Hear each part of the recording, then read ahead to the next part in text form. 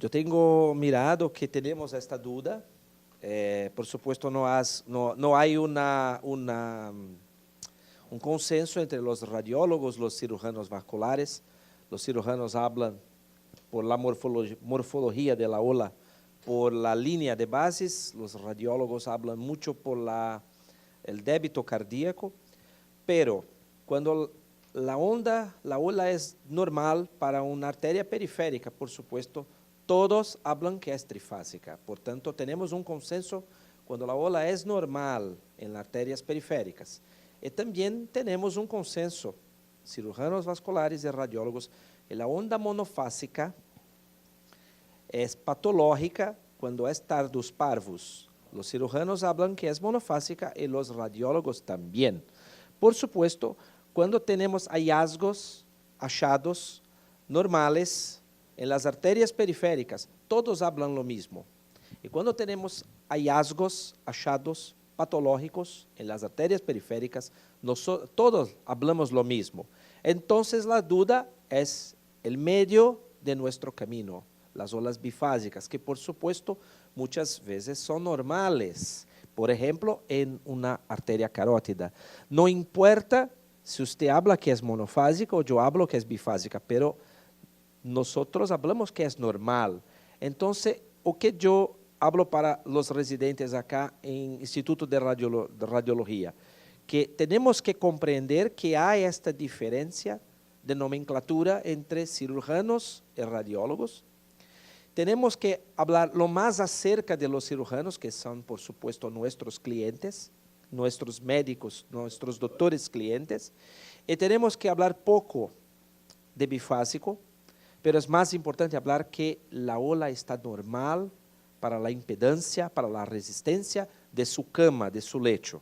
O si es una arteria que tiene un cambio, una mudanza de la impedancia de su lecho, que nos hable de una estenosis, por ejemplo, con una abertura de su periferia, de su lecho vascular periférico. Entonces, con eso tenemos un número menor abajo de discusión, porque no hay pelea, no hay conflicto. No sé si conseguí hablar español. Español no, perdón, portuñol, un poquito. Un portuñol mejorado, sí. Muchas gracias, doctor Leandro, por su conferencia. Hizo un asunto, por supuesto, fantástico. Eu creio que tenho que falar a última conferência, quando eu tive a oportunidade de conhecer Venezuela, e quando estive em Venezuela, tive que dançar um pouquinho, bailar um pouco, um povo muito alegre, muito festivo, mas agora vou falar Despacito sem dançar, porque Despacito é a música famosa, é um chiste. E vou dizer a todos que é muito difícil dar uma aula depois de Dr. Leandro e Dr. Roberto, que têm um material incrível, fantástico. É muito difícil falar depois de ustedes, mas eu vou fazer um esforço para falar. Vamos falar de protocolo de avaliação de carótidas e padrões hemodinâmicos especificamente para as artérias carótidas. Eu não pretendo esgotar o tema, já falamos bastante das ondas. Quando falamos de morfologia de onda e de Doppler de artérias carótidas, todos nós precisamos lembrar que o exame de carótida pode permitir a determinação de placas, e se essas placas apresentam algum potencial, por exemplo, de embolização, chamadas placas vulneráveis ou placas instáveis, numa nomenclatura mais antiga, podemos quantificar as estenoses, que, sem sombra de dúvida, é o objetivo mais importante que o radiologista, que o ultrassonografista se empenha em realizar quando observa a presença de uma placa no bulbo carotídeo. Podemos estabelecer se há sinais de roubo da artéria subclávia. Muitas vezes, um roubo da artéria subclávia que não apresenta sintomas ao nosso paciente. Podemos determinar, em algumas situações, se temos variações anatômicas e, sem sombra de dúvida, podemos fazer o controle pós-cirúrgico, seja um stent na artéria carótida interna, seja um paciente com endarterectomia. Muito bem. O método que vamos utilizar, basicamente, o transdutor linear de alta frequência, mas outros transdutores, como o transdutor convexo ou endocavitário, podem ser úteis em situações específicas, como eu vou mostrar ao longo deste dia nas aulas em que vou expor. Temos que fazer imagens em modo B para demonstrar a presença das placas. Temos que fazer varreduras em todos os cortes possíveis, medir o complexo médio intimal, que será assunto de uma aula mais à frente, determinar a presença das placas e suas características, o que será também motivo de uma aula mais à frente, e quantificar o grau de estenose pelo Doppler colorido. Este é o exame normal, onde devemos buscar uma artéria com paredes regulares, não caracterizar a presença das placas, ou seja, caracterizar que o bulbo carotídeo está livre, caracterizar um mapeamento de cor em toda a luz da artéria, o que chamamos de mapeamento anatômico, e, por fim, determinar a onda arterial, observar se sua janela é uma janela limpa, sem turbulência, e se as velocidades de pico sistólico apresentam-se dentro de faixas normais. Esse é o padrão normal que devemos buscar. Muito bem, a anatomia que vamos estudar é basicamente esta. Nós temos que dar atenção ao bulbo carotídeo que está aqui e à emergência da carótida interna, pois este é o grande foco do nosso estudo. Afinal, estamos buscando estenoses hemodinamicamente significativas e que podem determinar a necessidade de uma intervenção cirúrgica no paciente em questão.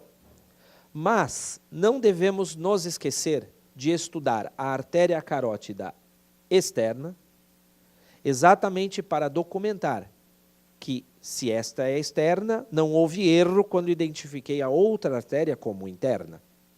Vocês me compreendem? Isso é muito importante. Além disso, a carótida comum deve ser estudada em toda a extensão. São frequentes as estenoses hemodinamicamente significativas no seu leito proximal?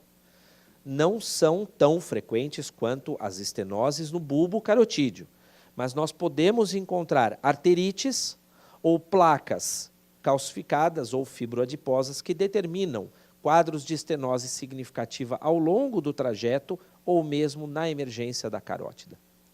Podemos estudar as artérias vertebrais, o que é fundamental. Antigamente considerávamos dois estudos separados, um para carótidas e um para vertebrais. Hoje isso caiu em desuso, nós efetivamente estudamos todas as artérias em conjunto. E podemos lembrar que, apesar de não fazer parte da rotina laboratorial, devemos avaliar as artérias subclávias e até mesmo o tronco arterial braquiocefálico quando tivermos indícios de que há uma estenose nestes sítios.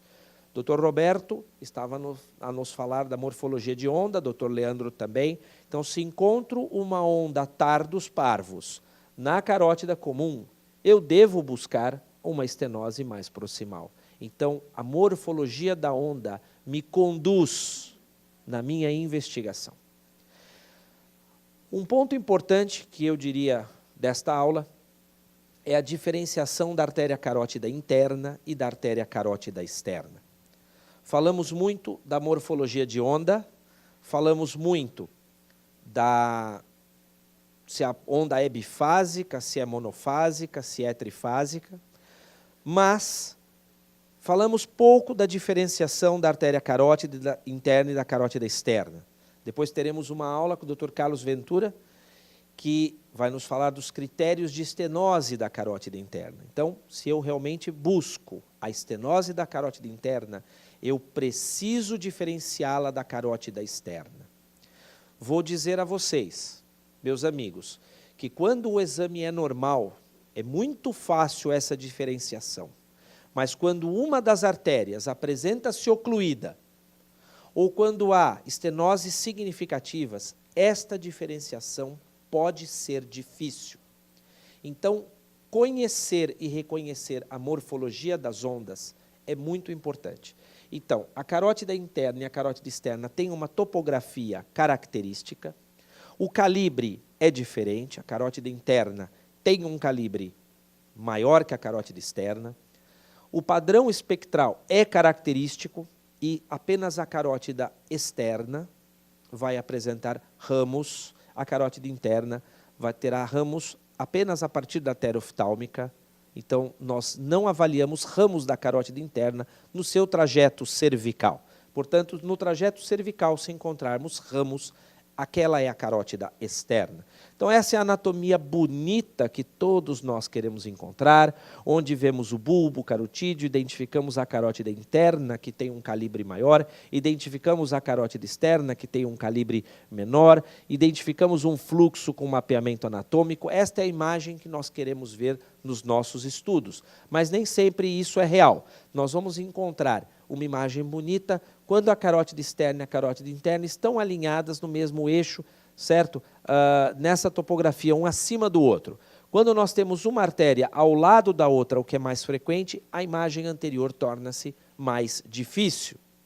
Então, nós vamos identificar quem é a carótida interna e quem é a carótida externa. A carótida interna é o vaso mais lateral. A carótida externa é o vaso mais medial. Eu chamo isso de doce paradoxo, porque a carótida interna, ela é externa à localização da carótida externa, e a carótida externa se localiza internamente. É um paradoxo, mas é assim que é. Além disso, já falamos do diâmetro, a carótida interna é maior, e quem tem ramos? Quem tem ramos é a carótida externa. Então, se você encontrar um ramo, você está em frente à carótida externa. É muito importante identificar que a carótida comum apresenta um padrão de onda de baixa resistência ou de resistência intermediária. Então, vocês podem chamar essa onda de bifásica, sístole e diástole, podem chamar de monofásica, porque está acima da linha de onda, mas os senhores devem reconhecer que essa onda é normal para uma carótida comum. Esta é uma carótida comum. Eu tenho uma diástole bastante cheia, o que me diz que é um leito nobre. É uma artéria que irriga um leito nobre. Posso medir o índice de resistência, 0,7? Posso medir o índice de resistência, mas eu tenho que reconhecer que é uma morfologia de onda bastante parecida com a carótida interna. Na verdade, a carótida interna terá uma resistência ainda menor. Os senhores podem ver, 0,56. Essa resistência pode variar conforme a faixa etária, pode variar conforme o sexo do paciente e pode variar se o paciente tem alguma patologia distal, como um tumor ou um AVC. Não quero entrar nesse mérito, isso já seria uma outra aula. No entanto, nós temos que entender que a carótida interna, por ser uma artéria que irriga um leito tão nobre, ela tem que ter um padrão de baixa resistência ou de resistência intermediária. Ela tem que apresentar esta diástole cheia, esta diástole ampla. Isso é importante. E isso vai nos diferenciar da carótida externa, que é esta artéria à direita, onde nós temos uma diástole muito menos evidente que a diástole da carótida interna. A carótida externa irriga um leito periférico, e o leito periférico não é nobre, então ela tem um padrão de resistência mais alto. Em algumas pessoas, a carótida externa pode até mesmo apresentar uma morfologia de onda trifásica. Em algumas situações, você começa o exame, encontra uma artéria que tem esta onda e fala, essa deve ser a carótida externa. Você pega a outra artéria é trifásica. Opa, vou repensar o meu diagnóstico. Essa é a carótida externa porque ela é trifásica, a resistência é maior. Esta é a carótida interna, apesar de ter uma diástole não tão ampla. Lembrem-se do que eu falei. Essa resistência pode mudar conforme a faixa etária, o sexo do paciente. Além disso, a carótida externa apresenta ramos que muitas vezes podem ser observados. E a carótida externa ela pode ser testada através de uma manobra, que é a manobra de percussão temporal, onde você percute a topografia da artéria temporal, que é um dos seus ramos, e você perceberá essa alteração da morfologia de onda de maneira dinâmica quando você percute a artéria. A resposta na carótida interna é nula ou muito discreta. A resposta na carótida externa é muito evidente. Então, são manobras que que os senhores devem conhecer para reconhecer as artérias. A artéria vertebral, ela terá uma morfologia de onda muito parecida com a morfologia de onda da carótida interna, porém isso é variável, porque existem conexões com o sistema da carótida externa. Falaremos da artéria vertebral em aula específica mais tarde. Variações anatômicas não são frequentes, mas podem ocorrer. E quando ocorrem, geralmente é a saída precoce de um ramo da carótida comum. Então nós podemos encontrar muitas vezes a artéria tireoideia superior emergindo da carótida comum, geralmente ela é o primeiro ramo da carótida externa. No entanto, ela pode emergir da carótida comum e nesse caso nós teremos aqui uma artéria emergindo e depois o bulbo carotídeo. Isso tem importância? Na verdade, a maior importância consiste nos senhores reconhecerem que o bulbo carotídeo está aqui e não aqui. Eu tive um caso em que a carótida interna estava ocluída. Mas era uma oclusão crônica, então ela estava muito pequena, não se observava. Esta artéria foi interpretada como sendo a carótida externa e esta foi interpretada como sendo a carótida interna. Então a importância de conhecer a variação anatômica é reconhecer se realmente eu estou no bulbo carotídeo ou não. Muito bem, tortuosidades são bastante frequentes, principalmente em pacientes de idade, pacientes, como dizemos em espanhol, ancianos, né? Anciões. Então, nós temos que reconhecer essas tortuosidades porque muitas vezes são motivos de dificuldade técnica, mas não obrigatoriamente os senhores vão encontrar alguma estenose nestas tortuosidades. Quando quiserem estudar com o Doppler espectral, tomem cuidado com o ângulo Doppler. Evitem fazer medidas na região de dobra, pois não há um ângulo adequado. É mais interessante fazer a medida antes do joelho e depois do joelho da dobra. E, é claro, nós podemos encontrar os cóios ou os loopings quando a artéria dá uma volta de 360 graus ao seu redor. Eu digo que parece um donut, uma rosquinha, né, um biscoito. Isso não é tão fácil de se encontrar e não é todo dia que encontramos, mas pode eventualmente ser encontrado. Percebam que eu utilizei o transdutor convexo para conseguir uma imagem mais panorâmica. Então é isso que eu digo, os senhores têm que utilizar as ferramentas que têm à sua disposição. Muito bem. As dificuldades para o estudo de carótida são múltiplas e nós temos que vencê-las. Nós podemos enumerar a presença de tortuosidades, como eu falei, que muitas vezes dificultam o nosso estudo e exigem que o senhor troque o transdutor para realizar um estudo melhor. Podemos fazer o exame com ângulo inadequado, isso é um erro que não é tolerado, porque nós trabalhamos com medidas de velocidade. Podemos identificar o vaso de maneira inadequada, como eu já falei.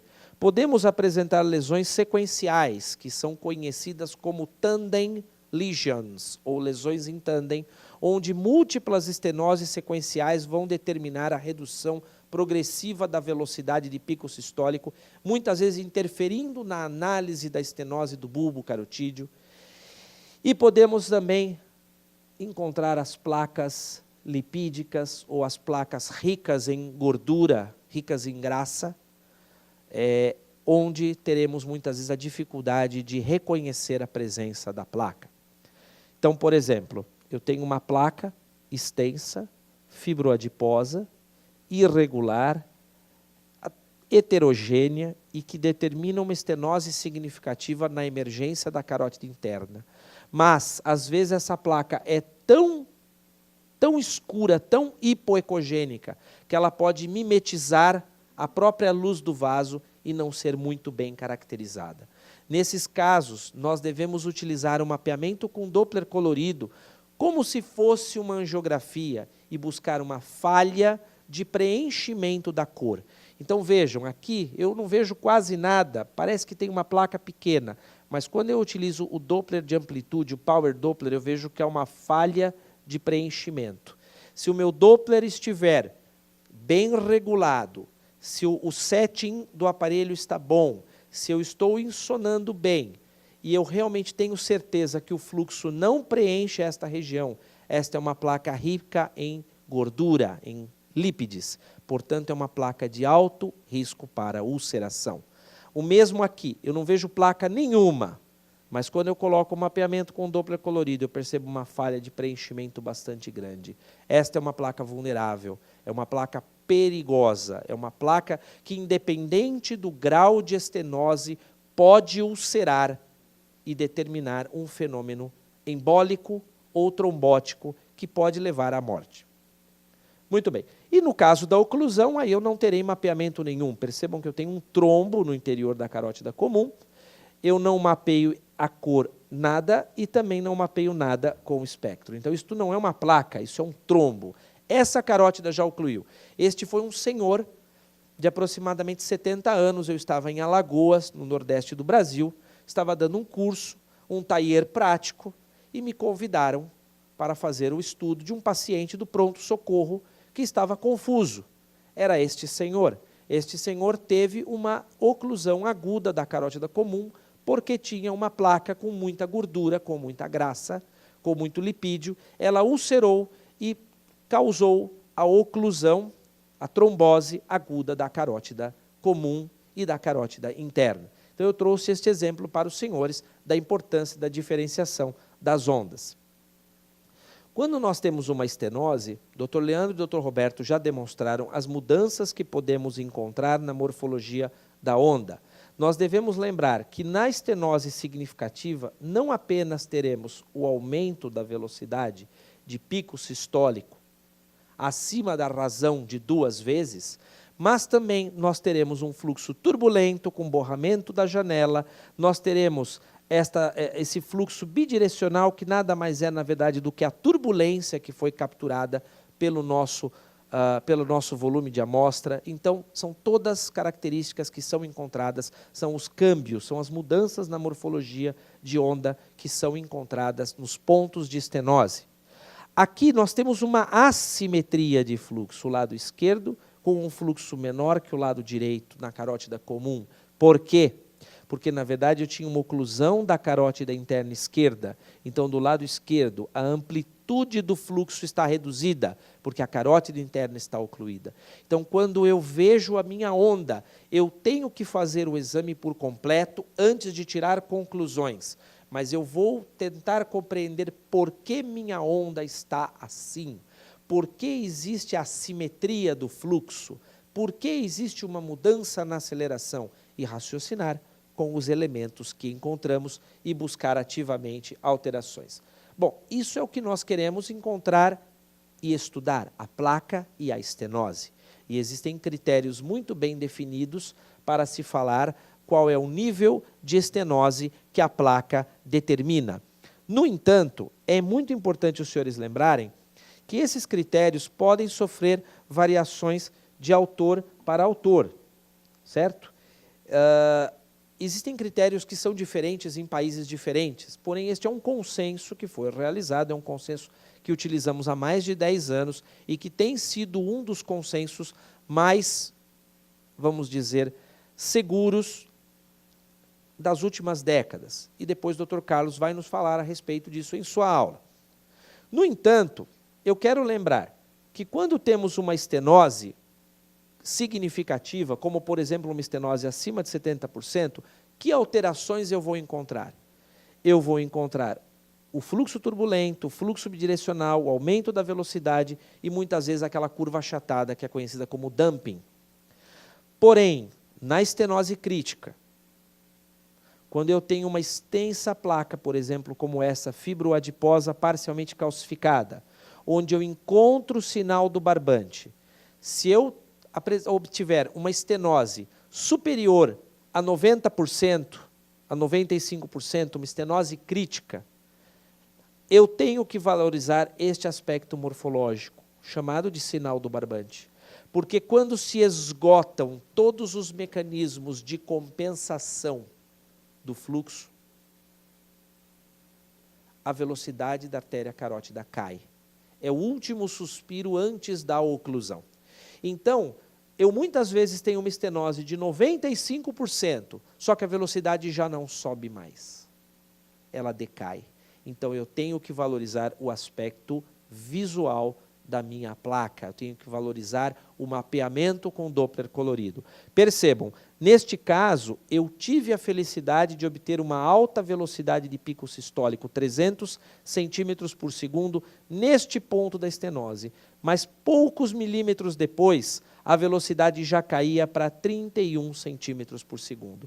Vejam que é uma onda já com uma morfologia alterada, eu já tenho uma resistência alterada, talvez a aceleração comece a mudar, mas a amplitude está bastante alterada. Qual é a lição que eu devo entender deste diapositivo? Que eu preciso observar todos os elementos, não apenas o Doppler pulsado, não apenas o Doppler colorido, não apenas a velocidade, não apenas o modo B, mas o conjunto. Porque se eu olhasse de maneira fria apenas a velocidade de pico sistólico, eu diria que a estenose aqui é menor que 50%. E eu pergunto aos senhores, esta é a verdade? Não, esta é uma estenose crítica. Então é muito importante que todos os achados sejam observados em conjunto. E na oclusão teremos a ausência de mapeamento de fluxo. A dica, o conselho, o tip que eu dou aos senhores é que quando documentarem uma oclusão, documentem a oclusão com o ganho do modo pulsado um pouco mais alto, para demonstrar a presença de ruído, para demonstrar que realmente havia ganho do Doppler pulsado na minha aquisição. Uma dica é utilizar o transdutor convexo quando vocês não conseguirem obter uma imagem perfeita, parece que o fluxo desaparece. Eu estava aqui com o Doppler colorido, era um transdutor de alta frequência, eu não tinha o transdutor de baixa frequência linear nesse serviço, e eu não conseguia penetrar mais do que isso, eu já tinha o diagnóstico de uma estenose nessa placa, mas eu estava insatisfeito, eu queria progredir. Troquem o transdutor, coloquem um transdutor de frequência mais baixa, que pode ser o transdutor linear, ou o transdutor convexo, e aqui nós temos, vejam, uma velocidade superior e um mapeamento muito mais alargado, muito mais amplo da minha artéria, com acesso difícil. Este é um paciente que tinha uma estenose e eu mal consegui capturar fluxo com o transdutor linear. A minha vontade era falar, temos uma oclusão. Eu troquei o transdutor, com isso eu reduzi a frequência do transdutor e encontrei este fio de fluxo. E com este fio de fluxo, ó, já vou dar a dica, olha o PRF aqui, está bem alto. Esse fio de fluxo tinha uma velocidade de pico sistólico de 714 centímetros por segundo. Não é todo dia que os senhores vão encontrar essa velocidade no corpo humano, pelo menos nas artérias carótidas, não. Então eu posso afirmar que é uma estenose hemodinamicamente significativa e eu tenho que utilizar as ferramentas. E a ferramenta que eu utilizei foi a troca do transdutor. Muito bem, na oclusão, já discutimos sobre ela. Eu gosto muito de documentar junto com a veia, para mostrar que havia fluxo do Doppler colorido, havia ganho do Doppler colorido suficiente. Então eu mapeei a veia, mas a artéria não tinha nenhum fluxo. Este é um exemplo em que nós temos a vontade de dizer que não há fluxo. Mas eu vejo a carótida interna. Eu consigo enxergar muito bem a sua luz. E ao modo B, eu tinha a impressão que havia uma pequena luz aqui dentro. Avaliem o trajeto todo da artéria, porque apesar de eu não encontrar fluxo aqui, um pouquinho depois eu encontrei fluxo distal. Se eu tivesse parado a minha caixa aqui, ó, eu ia falar que está ocluída. Mas como eu avancei um pouquinho e encontrei fluxo distal, e era um fluxo distal de baixas velocidades e tardos parvos. O que vou dizer? Vou dizer que é uma estenose menor que 50%? Não, em absoluto. Eu preciso valorizar todos os aspectos. Esta é uma estenose significativa. Muito bem. Nós teremos uma aula depois para falar somente sobre roubo da subclávia, então eu não vou me deter neste assunto agora. Eu quero apenas que os senhores vejam este diapositivo e entendam que a artéria subclávia pode apresentar mudanças na sua morfologia de onda, quando temos a instalação de uma estenose ou oclusão na artéria subclávia.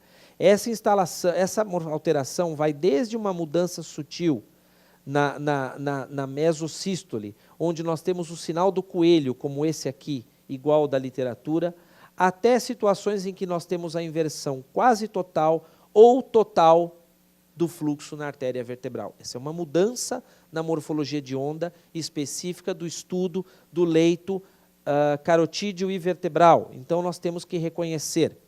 Outras inversões existem inversões do sentido de fluxo em virtualmente todas as artérias do corpo humano quando é necessário. O fluxo arterial invertido pode ocorrer em qualquer situação em que haja uma obstrução proximal e eu tenha um leito sem irrigação. Então, aqui nós temos a inversão do sentido de fluxo da artéria oftálmica por uma oclusão da carótida interna. Estabelecemos um circuito de circulação colateral através da artéria facial, que é ramo da carótida externa, e que vai encontrar a artéria oftálmica e reencher a carótida interna. Então, muitas vezes nós podemos estudar a artéria oftálmica, à esquerda a artéria oftálmica normal com fluxo anterógrado e à direita a artéria oftálmica com fluxo retrógrado, num paciente com oclusão da carótida interna. Esta é uma mudança na morfologia de onda que nos ajuda a fechar um diagnóstico. Mas os senhores têm que conhecer, porque senão ficam pensando que isso aqui está invertido porque vocês estão com o botão do aparelho errado e apertam o botão para inverter, fica para cima da linha de base e estão felizes que a artéria está normal. A artéria não está normal, ela está patológica. E os senhores precisam conhecer o sinal para reconhecê-lo quando o encontrarem. E o mesmo ocorre na carótida externa. Eu costumo dizer que eu pego pelo menos 10 por ano. No hospital-escola. Fora do hospital-escola, você vai encontrar 1 por ano. Você tem que estar preparado para encontrar. Quando existe uma oclusão da carótida comum, por exemplo, na arterite, a carótida externa, ela pode se inverter, como neste caso, numa arterite Takayasu, o paciente tinha uma oclusão da carótida comum, a carótida externa era reenchida através de seus ramos. E com isso, ela inverteu o seu sentido de fluxo e alcançou a carótida interna e reencheu a carótida interna. Percebam que as duas artérias têm a mesma onda. Por quê? Porque são a mesma artéria, elas se tornaram uma. Por isso, agora, a artéria carótida interna e carótida externa apresentam o mesmo padrão de onda, só que uma está invertida. Se os senhores não conhecerem essa possibilidade, não farão esse diagnóstico. Vejam que interessante, a carótida externa invertida reencheu a carótida interna. Aqui um outro exemplo, outro paciente, a carótida externa invertida reencheu a carótida interna, havia oclusão da carótida comum, e aqui um caso da literatura mostrando o mesmo achado. Tá certo? Isso não é novo, isso não é novidade, isso já é conhecido há muito tempo. Então é importante que os senhores reconheçam esses padrões de onda para fazerem diagnóstico, senão isso sai como exame normal. Ou vocês não conseguem explicar por que a carótida interna tem fluxo se a carótida comum está ocluída? Dissecção. Na dissecção, isso não é frequente encontrar no ultrassom. O ultrassom não é o padrão ouro para dissecção, para estudar dissecção, mas eu posso encontrar duas luzes e uma vai apresentar o fluxo invertido. Aqui nós temos o flap no interior da artéria, o flap, uma das luzes com fluxo invertido e a confirmação com estudo angiotomográfico. Um outro exemplo, mais recente meu, a carótida interna estava esquisita, desculpem a palavra, esquisito em espanhol tem um significado, então eu vou falar a palavra correta, estava estranho, a carótida estava estranha, estava diferente. Então, realmente eu procurei um achado e encontrei duas luzes na carótida interna, uma luz era falsa, uma luz verdadeira, nós tínhamos um padrão de onda de inversão de sentido de fluxo na luz falsa. Então, é muito importante buscar essas alterações de morfologia de onda que podem estar presentes nas artérias carótidas e vertebrais e, com isso, encontrarmos a patologia. Para terminar, eu não poderia fechar uma aula que fala de protocolos hemodinâmicos e protocolos de documentação sem dar uma sugestão de documentação de artérias carótidas, que é um protocolo que nós trabalhamos na clínica privada, tá certo? E eu recomendo também aos residentes e alunos no Hospital Escola. Por que é importante documentar? Porque isto nos defende perante a lei, a nossa defesa profissional, porque isso nos dá credibilidade, uma documentação bonita, o cirurgião vascular olha, as fotos estão bonitas, o ângulo Doppler está bonito, eu tenho as velocidades nas fotos, ele acredita no nosso trabalho. Se eu envio 2 fotos de qualquer maneira, ele vai dizer o exame foi mal feito. A documentação é a verdadeira imagem do nosso exame. E isso permite, muitas vezes, a reprodutibilidade do achado que foi visto. Quantas vezes você não faz um exame e não consegue encontrar, você olha a foto do colega, sabemos o quanto o ultrassom é dinâmico, mas com aquela imagem você busca uma imagem semelhante para poder reproduzir. E o que nós recomendamos? Que sejam seguidos parâmetros e protocolos recomendados pelas sociedades, seja a sociedade regional como o Colégio Brasileiro de Radiologia, seja uma sociedade referendada como a americana, seja a FLAUS, que também tem os seus protocolos de recomendação. Então, nós vamos documentar todas as estruturas descritas e todas as patologias. Então, nós temos diretrizes do Colégio Brasileiro de Radiologia, temos diretrizes da Sociedade Brasileira de Angiologia e Cirurgia Vascular. Geralmente, no nosso momento atual, vocês encontram essas diretrizes através da internet, dos sites específicos destas instituições.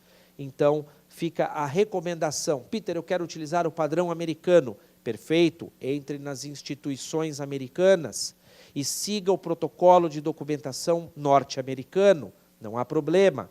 Uma recomendação nossa é a seguinte, um exame com 18 imagens. Eu vou mostrar 9 relacionada a um lado, nós fazemos um lado 9, o outro lado 9 é uma documentação mínima para um exame normal.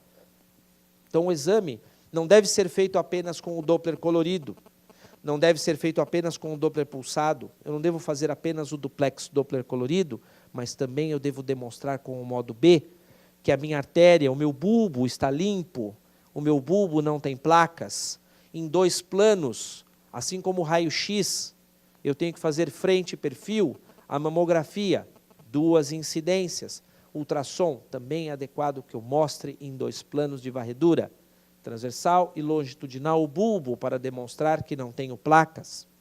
Depois a carótida comum, demonstrando que não tenho placas e medindo o complexo médio intimal, que será motivo de uma aula ao longo do nosso dia. Eu gosto muito de fazer um mapeamento só com o Doppler colorido da carótida comum e da carótida interna, para demonstrar que eu não tenho placas com riqueza de gordura, que eu não tenho placas lipídicas, ou seja, que o meu mapeamento colorido é anatômico, porque uma placa muito lipídica eu poderia não observar ao modo B. E aí vamos fazer duplex Doppler colorido das 4 artérias, a carótida comum, a carótida interna, a carótida externa e a artéria vertebral. Depois eu repito para o outro lado, 2 imagens do bulbo no modo B em 2 planos diferentes, uma imagem da carótida comum com a medida do complexo médio intimal, mapeamento colorido da carótida comum e da carótida interna para demonstrar que não há falha de preenchimento da cor e o espectro das 4 artérias. Essa é uma documentação mínima de 18 fotos que, na minha opinião, fica bastante elegante, na minha humilde opinião, permite que você demonstre todos os achados, permite demonstrar a normalidade e, é claro, se o estudo for patológico, aí você vai estender o número de fotos conforme a patologia.